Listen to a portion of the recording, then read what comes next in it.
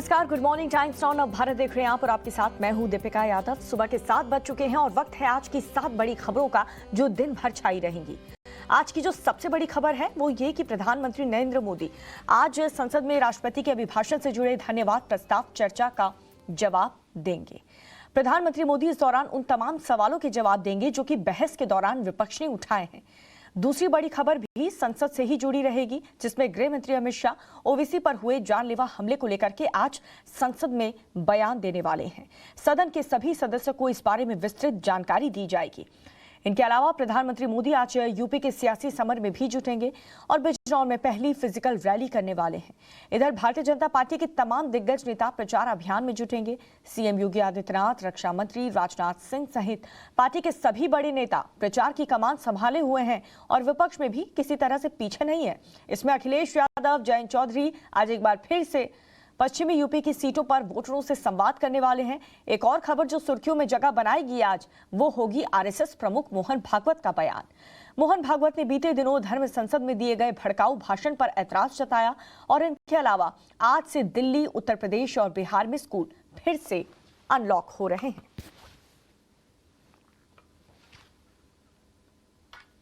तो ये थी आज की 7 बड़ी खबरें जिस पर दिन भर हमारी नजर रहेगी, लेकिन सबसे पहले बुलेटिन की शुरुआत हम करेंगे 5 मिनट में 25 बड़ी खबरों के साथ। प्रधानमंत्री नरेंद्र मोदी सदन में राष्ट्रपति के अभिभाषण पर धन्यवाद प्रस्ताव पर जवाब देंगे। प्रधानमंत्री आज लोकसभा और कल राज्यसभा में जवाब देंगे। बीजेपी ने इसे ही चलती सभा राज्यसभा सांसद को 8 फरवरी को सत्र में उपस्थित रहने के लिए व्हीप जारी किया। गृहमंत्री अमित शाह आज संसद में बोलेंगे। एआईएमआईएम चीफ असदुद्दीन ओवैसी की गाड़ी पर हमले पर विस्तृत बयान देंगे। 3 फरवरी को उत्तर प्रदेश के हापुड़ में ओवैसी की गाड़ी पर 2 लोगों ने फायरिंग की थी। दोनों हिरासत में हैं। ओवैसी ने सदन में बयान देकर के सुरक्षा लेने से मना कर दिया। यूपी चुनाव के लिए प्रधानमंत्री आज पहली फिजिकल रैली करेंगे। बिजनौर में जनसभा को संबोधित करेंगे। सभा में बिजनौर, मुरादाबाद और अमरोहा के मतदाता शामिल होंगे। प्रधानमंत्री उत्तराखंड में वर्चुअल रैली के जरिए देहरादून और हरिद्वार के मतदाताओं को संबोधित भी करेंगे। मुख्यमंत्री योगी आदित्यनाथ बिजनौर में पीएम की जनसभा में शामिल होंगे और इसके बाद सीएम आज मुजफ्फरनगर, खतौली और मेरठ में चुनाव प्रचार करेंगे। रक्षा मंत्री राजनाथ सिंह भी आज उत्तर प्रदेश में चुनावी प्रचार करेंगे। शाहजहांपुर और बुलंदशहर के दौरे पर रहेंगे। बीजेपी ने यूपी विधानसभा चुनाव के लिए एक नई लिस्ट जारी कर दी है और इस सूची में 45 और उम्मीदवारों के नामों का ऐलान किया गया है। स्वाति सिंह के पति दयाशंकर सिंह को बलिया से टिकट दिया गया। अमेठी से संजय सिंह बीजेपी प्रत्याशी होंगे। बंगाल की मुख्यमंत्री ममता बनर्जी भी उत्तर प्रदेश के चुनावी मैदान में उतरेंगी। सीएम ममता बनर्जी आज लखनऊ पहुंचेंगी। 8 फरवरी को ममता अखिलेश यादव के साथ साझा प्रेस कॉन्फ्रेंस करेंगी। प्रदेश में एसपी आरएलडी गठबंधन के लिए प्रचार करेंगी। आरएलडी अध्यक्ष जयंत चौधरी आज मेरठ और बागपत के दौरे पर रहेंगे और बीएसपी प्रमुख मायावती आज बरेली में पार्टी उम्मीदवार के लिए प्रचार करेंगी। वहीं एआईएमआईएम चीफ असदुद्दीन ओवैसी सहारनपुर, देहात और देवबंद में जनसभा करेंगे। टाइम्स नाउ भारत की खबर पर मोहर लगी है। चरणजीत सिंह चन्नी पंजाब में कांग्रेस का सीएम चेहरा होंगे। राहुल गांधी ने ऐलान करते हुए कहा कि पंजाब की जनता ने कांग्रेस के सीएम चेहरे के रूप में चन्नी जी को चुना है। मैं इससे सहमत हूं। हम मिलकर के बेहतर पंजाब बनाएंगे। पंजाब में कांग्रेस के सीएम उम्मीदवार घोषित होने पर चन्नी बोले, बड़ी लड़ाई है जो मैं अकेला नहीं लड़ सकता हूं। न मेरे पास पैसा है और न ही इतनी हिम्मत। सब कुछ पंजाब के लोग करेंगे। पंजाब में कांग्रेस की 2/3 बहुमत के साथ सरकार बनेगी। सतीश पूनिया के बयान के बाद से कांग्रेस कार्यकर्ताओं का आक्रोश फूट पड़ा है। उनके कोटा से जयपुर लौटने के दौरान कांग्रेस कार्यकर्ताओं ने प्रदर्शन किया। बूंदी हाईवे पर कांग्रेसियों ने पूनिया के काफिले को घेर लिया और काले झंडे भी दिखाए। ज्योतिरादित्य सिंधिया ने रविवार को बंगाल में हवाई यात्रा सुविधाओं के विस्तार में देरी का ठीकरा राज्य की ममता बनर्जी सरकार पर फोड़ा। उन्होंने आरोप लगाया कि कोलकाता में एक और अंतर्राष्ट्रीय एयरपोर्ट के लिए ममता सरकार जमीन नहीं दे रही।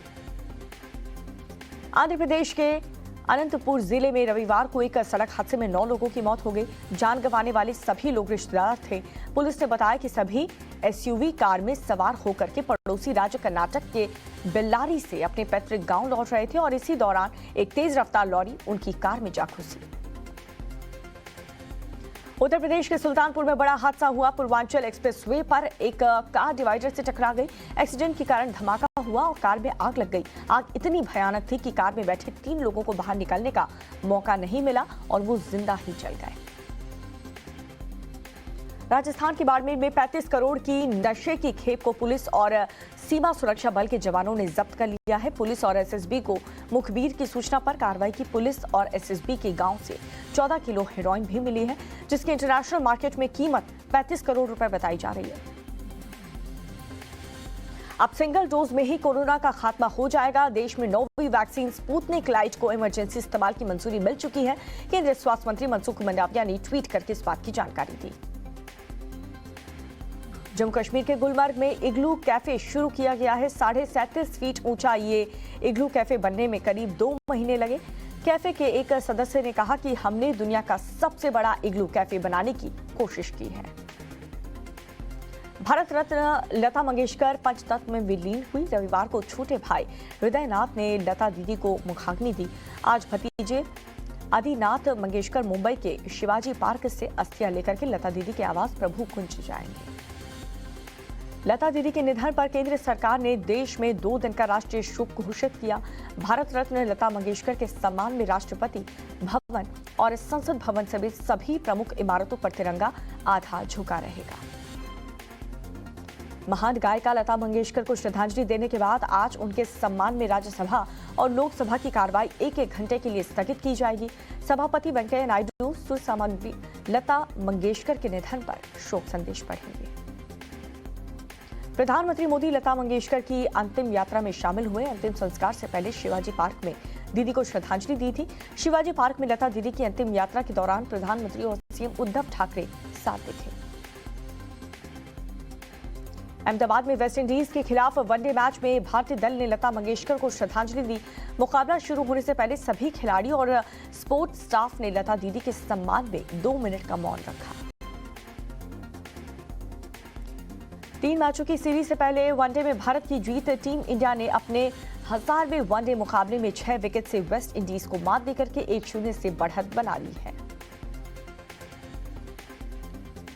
अर्जेंटीना की राजधानी आयस से जहरीले कोकीन का कहर देखने को मिला। जहरीला कोकीन का इस्तेमाल करने की करीब 23 लोगों की मौत हो चुकी है, जबकि कई और लोगों का गंभीर हालत में अस्पताल में इलाज जारी है।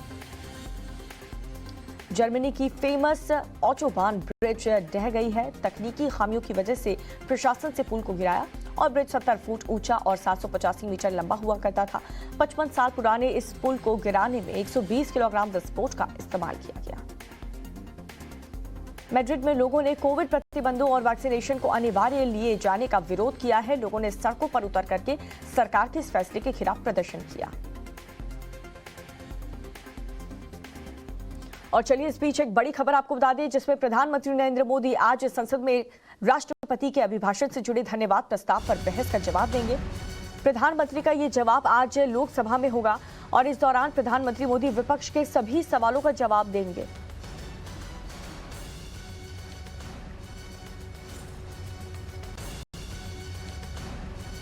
तो प्रधानमंत्री नरेंद्र मोदी का आज संसद में संबोधन होने वाला है।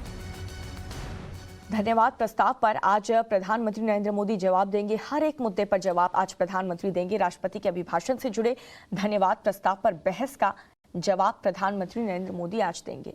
प्रधानमंत्री का ये जवाब आज लोकसभा में होगा और इस दौरान पीएम मोदी विपक्ष के भी सभी सवालों का जवाब देंगे। आपको याद होगा सदन में कई मुद्दों पर विपक्ष ने सवाल खड़े किए थे। उन सभी सवालों का जवाब आज प्रधानमंत्री नरेंद्र मोदी देंगे। और प्रधानमंत्री मोदी खास करके कांग्रेस नेता राहुल गांधी के उठाए सवालों पर बोल सकते हैं। राहुल गांधी ने राष्ट्रपति के अभिभाषण पर धन्यवाद प्रस्ताव पर चर्चा के दौरान मोदी सरकार पर निशाना साधा था। राहुल गांधी ने अपने भाषण में 2 अलग-अलग भारत होने की बात कही थी। इसके साथ ही राहुल गांधी ने लोकतांत्रिक संस्थानों की आवाज दबाने का आरोप भी लगाते हुए कहा था कि चुनाव आयोग, न्यायपालिका समेत तमाम संस्थानों को कब्जे में लेने की कोशिश की जा रही है और इसके बाद काफी सियासी बवाल भी हुआ। तो विपक्ष ने जो सवाल खड़े किए थे और खास करके राहुल गांधी ने जिस तरीके से दो भारत की बात कही थी, दो हिंदुस्तान की बात कही थी, उसको लेकर के भी प्रधानमंत्री नरेंद्र मोदी का आज जवाब आ सकता है। 1 फरवरी को बजट पेश हुआ था, धन्यवाद प्रस्ताव पर आज प्रधानमंत्री नरेंद्र मोदी जवाब देने वाले हैं। राहुल गांधी ने कई गंभीर आरोप लगाए थे, संसद में आज प्रधानमंत्री नरेंद्र मोदी उसी का जवाब देंगे। हर एक मुद्दे पर प्रधानमंत्री का आज जवाब आएगा।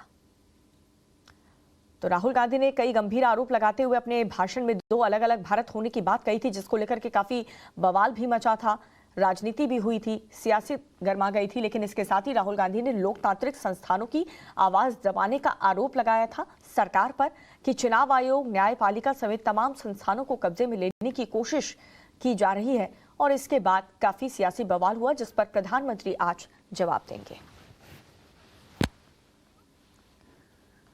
और इस बीच एक और अहम खबर आपको बता दें, AIMIM सांसद असदुद्दीन ओवैसी पर हुए हमले को लेकर के आज गृहमंत्री अमित शाह संसद में बयान देंगे।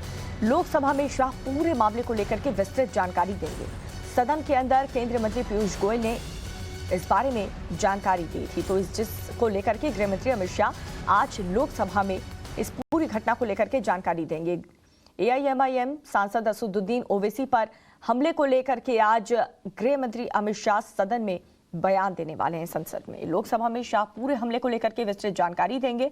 इस पूरी घटना को लेकर के जिस तरीके से ये दो शख्स फायरिंग करते हुए नजर आए थे काफिले पर, असदुद्दीन ओवैसी के हापुड़ में ये हमला हुआ था। हालांकि 2 लोगों को गिरफ्तार कर लिया गया है, लेकिन ये घटना क्या थी, किसने ये हमला करवाया, कौन थे ये लोग, इन सब को लेकर के सदन के अंदर ये जानकारी दी जाएगी। दरअसल 3 फरवरी को असदुद्दीन ओवैसी मेरठ से जनसभा करके लौट रहे थे और उसी दौरान हापुड़ में उनकी कार पर 2 लोगों ने 4 राउंड फायरिंग की। हालांकि आरोपियों को गिरफ्तार कर लिया गया है, लेकिन सरकार ने ओवैसी को जेड सिक्योरिटी देने की बात कही है, जिसे ओवैसी ने लोकसभा में बोलते हुए लेने से इनकार कर दिया और कहा था कि वो घुटन भरी जिंदगी नहीं जीना चाहते।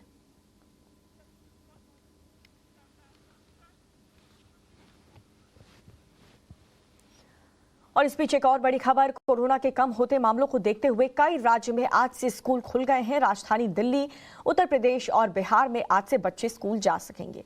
इस दौरान स्कूल में कोरोना नियमों का पालन करना अनिवार्य होगा। तो कई दिनों से स्कूल बंद थे और आज एक बार फिर से स्कूल खुलने जा रहे हैं, जिसमें कई ऐसे राज्य हैं जहां पर स्कूल खोलने का फैसला लिया गया है। 9वीं से 12वीं तक के स्कूल खोलने की परमिशन मिल गई है। कॉलेज, कोचिंग संस्थान खोलने की मंजूरी मिल चुकी है।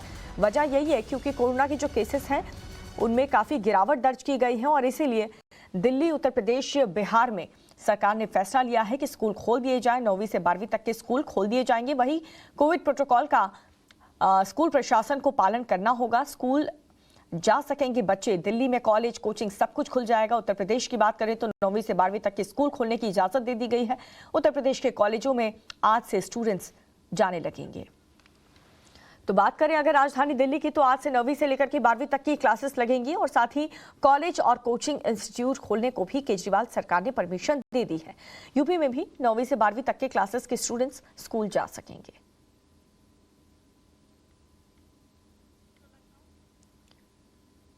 और इसके अलावा बिहार की बात करें तो बिहार की नीतीश सरकार ने भी 9वीं क्लास से लेकर के कॉलेज तक के 100% क्षमता के साथ स्कूल खोलने की परमिशन दे दी है। और इतना ही नहीं, नर्सरी से 8वीं तक की क्लासेस 50% क्षमता के साथ खुल जाएंगी। तो कोरोना केस कम हुए हैं और यही वजह है कि स्कूल एक बार फिर से खुल चुके हैं। बच्चों को एक बार फिर से राहत मिली है क्योंकि स्कूल एक बार फिर से खुल चुके हैं। बच्चे स्कूल जा सकेंगे। कोविड प्रोटोकॉल का पालन करते हुए बच्चे सभी स्कूल जाएंगे। आप देख सकते हैं कि जो गाइडलाइन स्कूल को दी गई है वो सभी गाइडलाइंस का स्ट्रिक्टली पालन करवाना होगा। और चलिए बात कर लेते हैं उत्तर प्रदेश के चुनावी रण की। यूपी में पहले चरण के चुनाव में बस 3 दिन बाकी है। 10 फरवरी को यहां पर पहले चरण के लिए वोटिंग होगी और इसके लिए प्रचार अभियान भी कल शाम को थम जाएगा। इससे पहले राजनीतिक दलों ने मतदाताओं को साधने के लिए अपनी पूरी ताकत झोंक दी है और इसी कड़ी में प्रधानमंत्री नरेंद्र मोदी आज पहली बार सियासी रण में खुद उतरने जा रहे हैं। पीएम मोदी आज बिजनौर में पहली फिजिकल रैली करेंगे और इस रैली में प्रधानमंत्री मोदी बिजनौर, मुरादाबाद और अमरोहा के मतदाताओं को संबोधित करेंगे। इसके अलावा प्रधानमंत्री मोदी आज उत्तराखंड में भी गरजेंगे। पीएम मोदी की हरिद्वार में एक वर्चुअल रैली को भी संबोधित करने वाले हैं। तो उत्तर प्रदेश में पहली फिजिकल रैली प्रधानमंत्री नरेंद्र मोदी की होने जा रही है और इसके अलावा उत्तराखंड की बात करें तो वहां पर भी वर्चुअल जनसभा होगी। तो मुख्यमंत्री योगी आदित्यनाथ सबसे पहले सुबह 11 बजे बिजनौर में चुनावी सभा करेंगे और इसके बाद दोपहर 1 बजे मुजफ्फरनगर के बुढ़ाना में मतदाताओं को साधेंगे। इसके साथ ही सीएम योगी आदित्यनाथ खतौली का दौरा भी करेंगे, जहां पर 2 बजे और इसके बाद मेरठ दक्षिण विधानसभा सीट पर 3 बजे सभा होगी। वहीं रक्षा मंत्री राजनाथ सिंह की भी आज शाहजहांपुर और बुलंदशहर का चुनावी दौरा होने वाला है। राजनाथ सिंह चुनाव प्रचार के दौरान योगी सरकार की उपलब्धियां गिनाएंगे और बीजेपी प्रत्याशियों के पक्ष में वोट मांगेंगे।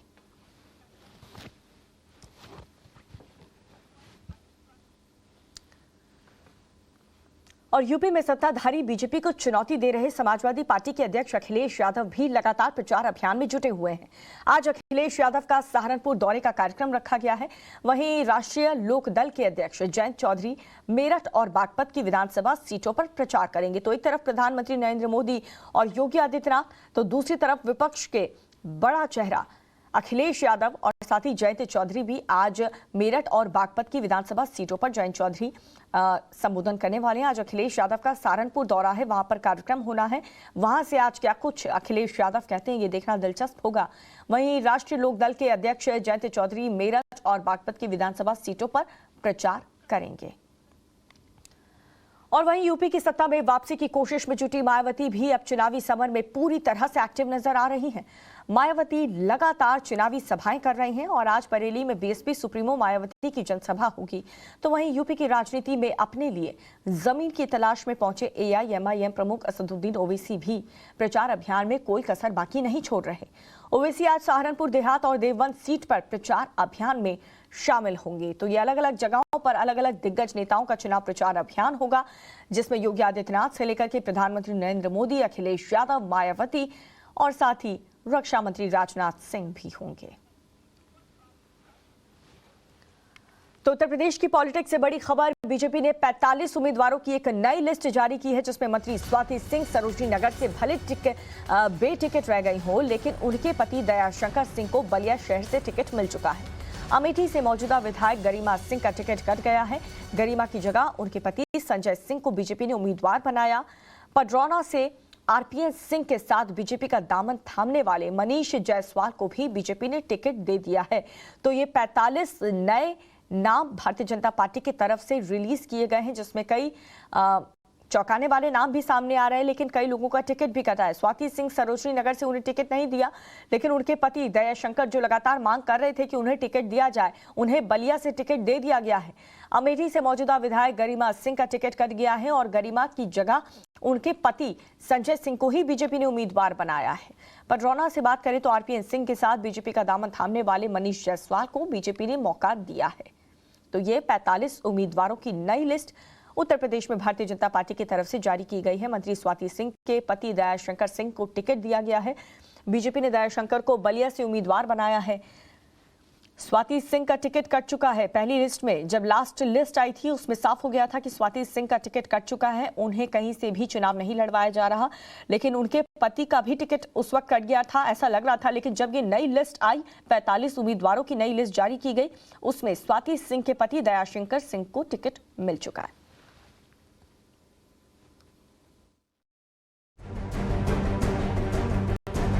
भारत माता की। यूपी के रण में बीजेपी ने 45 नए योद्धाओं के फहरिस्त जारी कर दी है। 2022 के चुनाव में बीजेपी उम्मीदवारों की ये 8वीं लिस्ट है। इस लिस्ट को डिकोड करेंगे, लेकिन उससे पहले आपको बीजेपी उम्मीदवारों की नई सूची की बड़ी बातें बताते हैं। बीजेपी उम्मीदवारों की नई लिस्ट में 45 नेताओं के नाम है। मंत्री स्वाति सिंह के पति दयाशंकर सिंह को बलिया शहर से टिकट मिला है। अमेठी से गरिमा सिंह की जगह संजय सिंह को उम्मीदवार बनाया गया है। बैरिया से बड़बोले विधायक सुरेंद्र सिंह का पत्ता कट गया। पडरौना से आरपीएन सिंह के करीबी मनीष जायसवाल को टिकट मिला है। बीजेपी की 8वीं सूची में 7 महिलाओं को मौका मिला है। हर बड़ी सीट की फुल स्कैनिंग से पहले बात दयाशंकर की। जो लखनऊ की सरोजनी नगर सीट से पत्नी स्वाति सिंह की जगह टिकट का दावा ठोक रहे थे, लेकिन पति पत्नी की लड़ाई में बाजी मार ले गए। ईडी से वीआरएस लेकर सियासी अखाड़े में उतरे राजेश्वर सिंह। तब दयाशंकर ने क्या कहा था, पहले वो सुनिए, फिर दयाशंकर की प्रोफाइल भी आपको बताते हैं। ऐसी खबरें हैं कि शायद आपको बलिया से टिकट मिलेगा। ये भी मुझे पता नहीं, अभी आप ही लोग बताते हैं भाई। जो भी पार्टी निर्णय करेगी देखा जाएगा आगे क्या पार्टी। अभी पार्टी ने मेरे पास बहुत काम दे रखी है। मैं पार्टी के उपाध्यक्ष हूँ। पिछड़ा वर्ग मोर्चा बहुत बड़ा पार्टी के लिए वो है, उसका मैं इंचार्ज हूँ। मैं पार्टी के लिए महत्वपूर्ण फिरोजाबाद जिला है, उसके मैं इंचार्ज हूँ। हाँ, सबसे जो माननीय राम गोपाल जी का जिला है वहाँ पर का मैं प्रभारी हूँ। वहाँ मुझे 5 सीटें जिताने की जिम्मेदारी है और आपसे कह रहा हूँ 5 सीटें जिता करके भाजपा के झोली में डालूंगा। पिछली सीट में दयाशंकर भले चूक गए, लेकिन नई सीट में उन्हें नई जगह मिल गई। दयाशंकर सिंह को बलिया शहर से बीजेपी ने चुनावी मैदान में उतारने का ऐलान किया है। अब आपको दयाशंकर के सियासी वजन और टिकट मिलने की वजह भी बताते हैं। वे अभी यूपी में उपाध्यक्ष हैं। दयाशंकर की संगठन में मजबूत पकड़ और कार्यकर्ताओं में गहरी पैठ मानी जाती है। वे पार्टी की ज्वाइनिंग कमेटी के सदस्य हैं। दयाशंकर बलिया के ही रहने वाले हैं। वो 2016 में मायावती पर विवादित बयान देकर चर्चा में आए थे। तब बीजेपी ने दयाशंकर को पार्टी से निकाल दिया था। बीएसपी नेताओं ने भी दयाशंकर की पत्नी बेटी पर आपत्तिजनक बयान दिए तो उनकी पत्नी स्वाति सिंह ने बीएसपी नेताओं के खिलाफ मोर्चा संभाला। स्वाति सुर्खियों में आई तो बीजेपी ने 2017 में टिकट थमा दिया। सरोजनी नगर से स्वाति विधायक भी बन गई और फिर योगी सरकार में राज्य मंत्री स्वतंत्र प्रभार की कुर्सी मिल गई। बाद में दयाशंकर का निलंबन वापस हो गया और अब 2022 में वो बलिया नगर से उम्मीदवार बनाए गए हैं। बलिया से विधायक और योगी सरकार में मंत्री आनंद स्वरूप शुक्ला को अब बैरिया से टिकट मिला है। बैरिया से पहले सुरेंद्र सिंह विधायक थे, लेकिन इस बार उनका पत्ता कट गया। सुरेंद्र अपने बयानों को लेकर अक्सर सुर्खियों में रहते हैं। बीजेपी की नई लिस्ट में एक और हैवीवेट नाम संजय सिंह का है। उन्हें बीजेपी ने अमेठी से उम्मीदवार बनाया है। संजय सिंह अमेठी राजघराने से जुड़े हैं। वे कभी नेहरू गांधी परिवार के करीबी थे।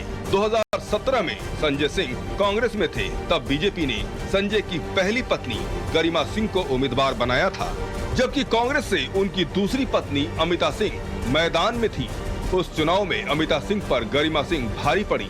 2019 में लोकसभा चुनाव के बाद संजय सिंह बीजेपी में आ गए। इस लिस्ट में कई दल बदलुओं के नाम भी हैं। आजमगढ़ की संगड़ी सीट से बीएसपी से बीजेपी में आई वंदना सिंह को भी टिकट मिला है। तो पहले कांग्रेस कैंडिडेट रहे और बाद में आरपीएन सिंह के साथ बीजेपी का दामन थामने वाले मनीष जायसवाल को भी पडरौना से उम्मीदवार बनाया गया है। बीजेपी ने अखिलेश यादव और सुहेल देव भारतीय समाज पार्टी के ओम प्रकाश राजभर की ओबीसी पॉलिटिक्स की काट के लिए भी बड़ा दांव चला है। वाराणसी के शिवपुर सीट से एक बार फिर योगी सरकार के मंत्री अनिल राजभर को उम्मीदवार बनाया गया है। तो आजमगढ़ की फूलपुर पवई से राम सूरत राजभर को टिकट मिला है। फूलपुर पवई से 2017 में बीजेपी के अरुणकांत यादव को जीत मिली थी। इस बार फूलपुर पवई से समाजवादी पार्टी ने अरुणकांत के पिता रमाकांत यादव को उतार दिया है, जबकि मऊ जिले की घोसी सीट से विजय राजभर को टिकट दिया गया है। इस सीट से अखिलेश यादव ने बीजेपी छोड़कर एसपी में आए दारा सिंह चौहान को कैंडिडेट बनाया है। मऊ की मधुबन सीट से बिहार के गवर्नर फागू चौहान के बेटे रामविलास चौहान को बीजेपी ने टिकट दिया है। मधुबन से पिछली बार बीजेपी के दारा सिंह चौहान ने जीत हासिल की थी। बीजेपी उम्मीदवारों की नई सूची में मंत्री नीलकंठ तिवारी और संगीता विंद जैसे नाम भी शामिल हैं। यूपी की 403 सीटों में बीजेपी अब तक 340 नामों का ऐलान कर चुकी है। अब सिर्फ 63 सीटों की उम्मीदवारों पर फैसला बाकी है। टिकट बांटने में बीजेपी का फॉर्मूला क्लियर है, एक एक सीट पर जीत का गणित और सोशल इंजीनियरिंग, ताकि 2022 में भी वो एसपी, बीएसपी और कांग्रेस पर 20 साबित हो सके। ब्यूरो रिपोर्ट, टाइम्स नाउ नव भारत। और इसी के साथ फिलहाल रुक रहे छोटे से ब्रेक के लिए। आप देखते रहिए टाइम्स नाउ नव भारत।